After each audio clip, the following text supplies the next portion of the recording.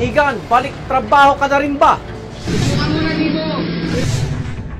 Isang lalaki ang nasabugan sa pagawaan ng bakal sa Pampanga. At isang babae naman ang nabagsakan sa ulo ng bakal sa loob ng stockroom. Alamin ang inyong karapatan kung kayo ay maharap sa peligro habang on duty.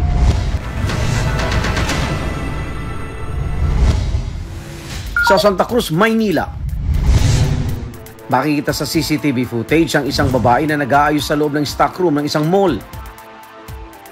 Paglabas niya, dahan-dahang gumalaw ang pinto. Pagbalik ng babae, sinilip niya kung ano ang nasa likuran ng pinto. Hindi multo ang bumulaga sa kanya, kundi dalawang mahabang bakal. Tumama sa ulo ng babae ang dalawang bakal. May bigat ang bawat isa na halos 5 kilo. Si Amy ang babae sa video. Blackout sir, wala akong parang mandilim agad yung paningin ko. Mabigla ako sir, parang gano'n. Dinala siya sa klinik ng mall. Nagtamo siya ng sugat at 3 bukol sa ulo. Ayon kay Amy, siya ang nagtabi ng mga bakal sa stockroom. Sa mga stante kasi yung sir yung sinasabitan ng item. Hindi na inireport ni Amy sa manager niya ang nangyari.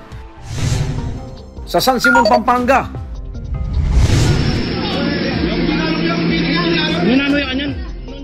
isang lalaki ang nasabugan sa pagawaan ng bakal sa Pampanga.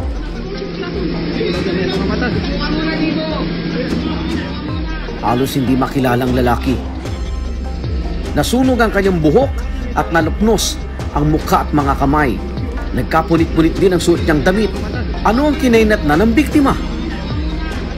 Ayon kay Atty. Jonathan Villasoto, Deputy Executive Director ng Employees Compensation Commission o ECC ng DOLE, maliban sa benepisyong maaaring makuha ng isang manggagawa sa kanyang employer kung siya ay maaksidente, magkasakit o mamatay dahil sa trabaho, maaari din siyang makatanggap ng iba pang benepisyo mula sa Employees Compensation Program o ECP ng ahensya. Basically, for work-connected incidents due to sickness or injury, disability benefits. And then for work-related incidents relating to causes of death benefits.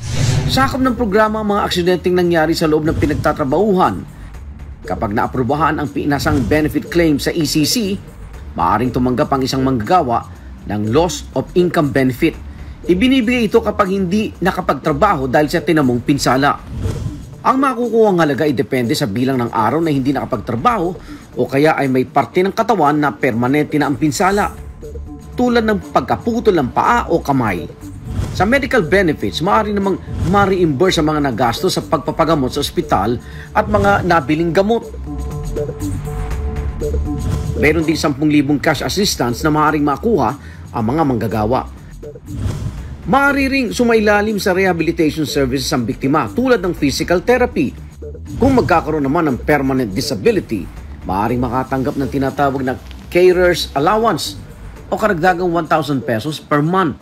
Mayroon ding death benefits kung ang sanhi ng pagkamatay ng manggagawa ay may kinalaman sa kanyang trabaho. Pwedeng mag-file ang claim sa GSIS Regional Office para sa public sector at SSS para sa private sector. Samantala, ang lalaki sa video si Gerundio Malio, 32 taong gulang. Ay sa kanya, gas leak ang naging sanhi ng pagsabog. Natawag sa akin, sabi nila naputol lang daw yung hose. Yung pala matagal nang nakaputol. Tapos ang nangyari, nung ikinakabit ko,